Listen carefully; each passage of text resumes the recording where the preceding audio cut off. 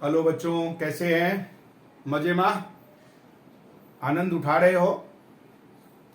हम लोग देखो, आनंद उठाना जरूरी है, मजा लेना भी जरूरी है, लेकिन मजा को मजा ही रहने देना। बाद में इतना मजा मत ले लेना कि बाद में वो सजा बन जाए। ठीक है? बहुत अच्छे श्रीमान महान आत्मा बोल के गए हैं कि जिंदगी सोच बने साज ना बनने पाए। तो बेटा, जिंदगी को सोच लाओ, जिंदगी में सोच ज्यादा उत्पन्न करो, साज न बनने दो कि कोई भी आए और उस साज से बजा के चला जाए। इसके लिए बेटा, उस साज बनने से बचने के लिए, सोच लाने के लिए आपको पढ़ाई करना जरूरी है। तो हम लोग चलते हैं, पढ़ते हैं। हम लोग टिश्यूज इसमें सेल में थे, the fundamental unit of life में थे। तो आज हम लोग बात करते हैं ऑर्गेनल्स। ये ऑर्गेनल्स क्या चीज होता है? सबसे पहले देखिए, प्लांट में या एनिमल सेल जो है ना, सेल मेम्ब्रेन होता, जो हमने चर्चा किया था। सेल मेम्ब्रेन क्या होता है? सेल मेम्ब्रेन जो कवर्ड कर रखा है, यानी कि घेर के रखा है। सेल मेम्ब्रेन जिसको हम लोग क्या कहते हैं, परमिएबल मेम्ब्रेन होता है, प्लाज्मा मेम्ब्रेन के नाम से भी हम लोग जानते हैं। सबसे पहले हमने चर्चा किया था सेल मेम्ब्रेन। सेल मेम्ब्रेन जो है ना बेटा, इसको हम प्लाज्मा मेम्ब्रेन के नाम से भी जानते हैं, प्लाज्मा मेम्ब्रेन के नाम से भी जानते हैं। और ये परमिएबल मेम्ब्रेन है, ये प्लांट और एनिमल सेल दोनों सेल में प्रेजेंट होता। ये समझिए कि बाउंड्री है, सेल को घेर के रखा है, सेल को कवर्ड करके रखा है, वो सेल मेम्ब्रेन है। दूसरा हमने बात किया था cell wall. Cell wall, cell wall जो है ना, वो केवल प्लांट सेल में होता है। ये भी हमने चर्चा किया था। जो मजबूती, जो प्लांट जो रिजिड होता है, लकड़ी जो इतना सख्त होता है जिससे आप लोग वो भी बना लेते हो, तखत निकाल लेते हो, सेल वॉल के कारण है प्लांट इतना स्टैंड होता। तीसरा हम लोगों ने जो चर्चा कर चुके हैं, मैं पहले उसकी बात करता हूं, वो था प्लास्टाइड। क्या था? प्लास्टाइड्स। प्लास्टाइड्स भी केबल और केबल एनिमल सेल में है, एनिमल सेल में ही ये पाया जाता है बेटा। और इसी में प्लास्टाइड डिफरेंट टाइप का है, कलर्ड भी है और क्लोरोप्लास्ट भी है। क्लोरोप्लास्ट के कारण प्लांट जो है ना, वो अपना खाना खुद बनाता है। Because of the chloroplast, plant are able to make their food by the raw material, water, carbon dioxide, sunlight के प्रेजेंस में इसको सिंथेसिस करके फोटोसिंथेसिस प्रोसेस में वो अपना खाना बनाता है। हम लोग ये तीन का तो पढ़ चुके थे। अब सेल के अंदर भी, ये तो हो गया स्ट्रक्चर मेन। अब सेल के अंदर भी एक पर्टिकुलर स्पेसिफिक वर्ड के लिए अलग से ऑर्गन तो नहीं होता, लेकिन ऑर्गेनल्स होता है, अलग से पार्ट होता है जो एक खास किस्म का अपना काम करता, पर्टिकुलर जॉब करता। उसको हम सेल ऑर्गेनल्स कहते हैं। क्या कहते हैं? Cell organelles. हम लोग आज इसी के बारे में जानते हैं। सेल ऑर्गेनल्स में सबसे पहला आता है बेटा ईआर। ईआर, ईआर इसको हम लोग कहते हैं एंडोप्लाज्मिक रेक्टिकुलम। क्या कहते हैं? एंडो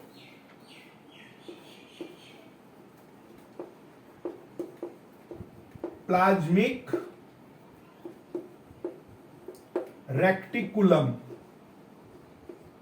ये एंडोप्लाज्मिक रेक्टिकुलम है। ये बेटा endoplasmic reticulum, you can say this is the factory of our cell.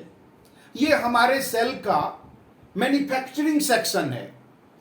Cell में आप जानते हो कि सेल में ही जो सेल टूटे फूटे या नए चीज, नया सेल डेवलप करने के लिए फॉर्म होता, वो इसी में होता है, वो एंडोप्लाज्मिक रेक्टिकुलम में ही होता। एंडोप्लाज्मिक रेक्टिकुलम को हम क्या कह सकते हैं बेटा? This is the manufacturing section of our cell. जो भी हम खाना खाते हैं, प्रोटीन होता है, वो सिंथेसिस होता है यहीं पर, नया बनता है एंजाइम्स यहीं पर। तो ये हमारा मैन्युफैक्चरिंग सेक्शन है। इसके दो पार्ट होता, एक तो RER और SER। RER में राइबोजियम चिपका रहता जो रफ बना देता है, और यहां पर मेन फंक्शन होता है प्रोटीन को सिंथेसिस करने का। SER स्मूथ एंडोप्लाज्मिक रेटिकुलम जो मैन्युफैक्चरिंग करता है, और इसमें इसका जो फंक्शन है वो सबसे पहले देखो इसका स्ट्रक्चर, ये लार्ज नेटवर्क के तरह फैला होता है हमारे सेल के प्लाज्मा में। इसका मेन यही जो मैंने आपको बताया कि ये मैकेनिकल सपोर्ट देता है किसी भी सेल का।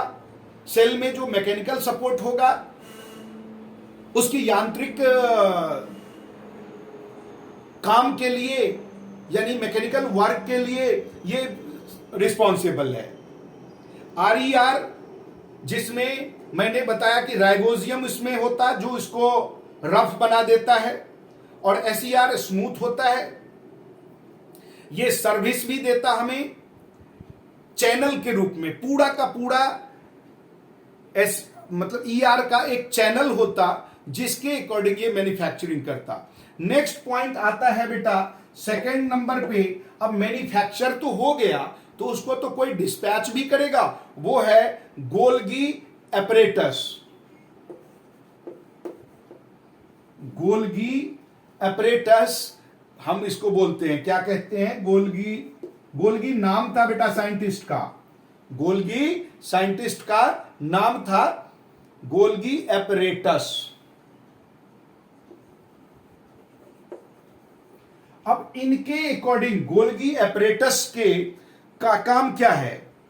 ये डिस्पैच सेक्शन है। मैन्युफैक्चरिंग तो हो गया ER में, एंजाइम्स बना ER में, उसको एक पर्टिकुलर जगह तक पहुंचाना है। प्रोटीन का सिंथेसिस हुआ ER में, सिंथेसिस करके कौन सा सेल हमारा डैमेज हो रहा है, किसको रिपेयर करना है, कहां किसकी क्या जरूरत है, वो डिस्पैच यानी वहां पर भेजने का काम वो करता है हमारा गोल्गी एपरेटस। ये सेल का डिस्पैच सेक्शन है, बहुत ज्यादा नहीं होता, इसका स्ट्रक्चर एक छोटा सा होता है, लेकिन ये मेम्ब्रेन के सेट के रूप में मिलता है। मेन ये स्टोरेज करना, इसको क्या कहते हैं, कहां किसकी आवश्यकता है वहां पर डिस्पैच करना, ये सब इसका मेन फंक्शन हो गया। थर्ड नंबर पे आता है बेटा mitochondria. Third organelle, third number पे हम लोग बात करते हैं माइटोकॉन्ड्रिया।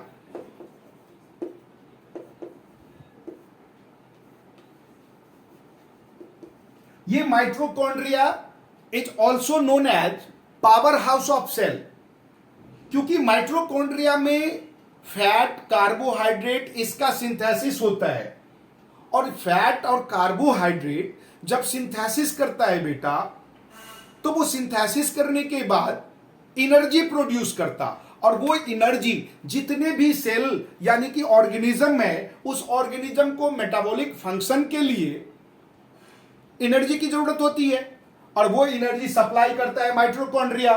इसलिए इसको हम लोग क्या कहते हैं? Power house of cell. Mitochondria is also known as the power house of the cell.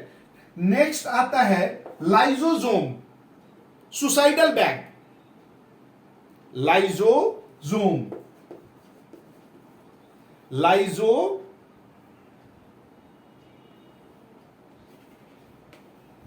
Lysosomes, इसको हम सुसाइडल बैग कहते हैं, क्योंकि ये जो है ना, ये इंजाइम्स का एक थैली होता है, बैग लाइक स्ट्रक्चर होता, जिसमें भरा पड़ा होता है इंजाइम्स। और कोई भी हमारे बॉडी में इंट्रोड्यूसर आ गया, यानी कि माइक्रोब्स आ गया, जो हमें बीमार कर सकता है, जो हमारे लिए नुकसान दे सकता है, या हमारा कोई सेल डेड हो गया, आगे चल के वो नुकसान होगा, डैमेज हो गया, तो इन सब ऐसे डेड डैमेज सेल या इंट्रोड्यूसर, इन सब के पास लाइजोसोम्स वहां पहुंचता है, और खुद ब्लास्ट हो जाता, लाइसोसोम्स फट जाता है, क्योंकि उसमें भरा है एंजाइम। फटते ही सारे सेल्स के ऊपर एंजाइम फैल गया, वो डाइजेस्ट हो गया। इसलिए लाइसोसोम्स को कहते हैं सुसाइडल बैग, कि खुद भी मरा और दूसरों को भी लेके गया। आजकल सुसाइडल बम बनता है, लोग मानव बम बन के जाता, भीड़ में चला गया, खुद में बम बांध रखा है, स्विच ऑन किया, खुद भी मरा और कितने को लपेटे ले गया। ये आतंकवादी लोग करते हैं। ये हमारा सुसाइडल बैग लाइसोसोम्स है। नेक्स्ट आता है बेटा आपका वैक्यूल्स। अच्छा, ये सारे ये जितने भी हम लोग ऑर्गेनल्स पढ़ रहे हैं वो प्लांट में भी है और एनिमल में भी है।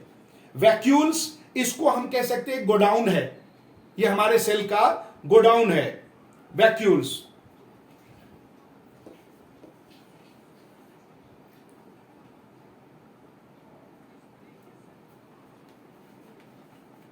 वैक्यूल्स गोडाउन के रूप में काम करता।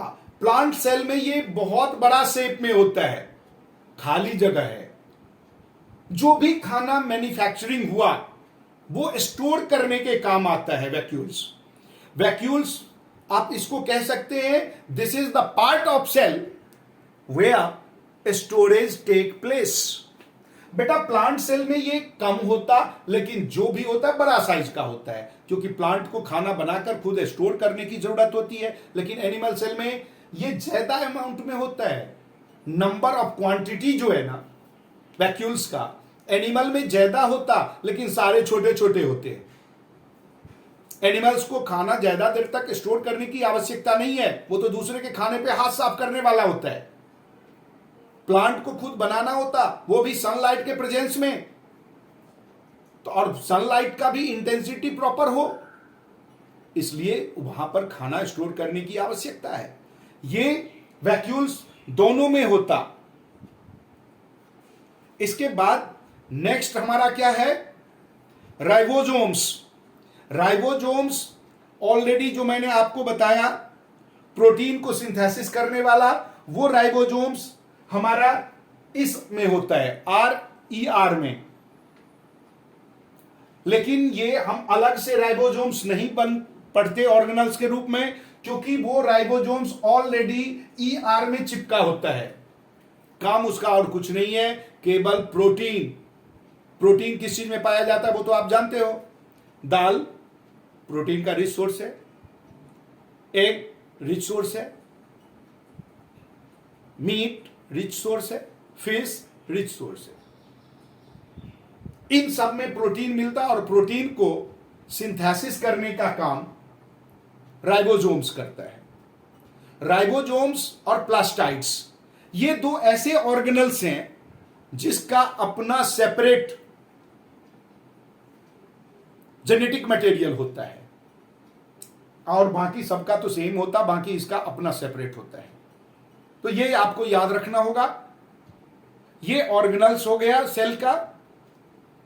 आपका ये सेल चैप्टर कंप्लीट हुआ। अगले वीडियो में हम लोग टिश्यूज में जाएंगे, और आपको अगर सेल में और कुछ जो आपने नहीं समझ पाया या आपको कुछ और जानकारी की जरूरत है तो प्लीज कमेंट बॉक्स में लिख दीजिएगा, टॉपिक का नाम लिख दीजिएगा। अगला वीडियो मैं उसी पे बनाकर आपके सामने रख दूंगा। ये सब होगा जब आप उसको सब्सक्राइब करोगे।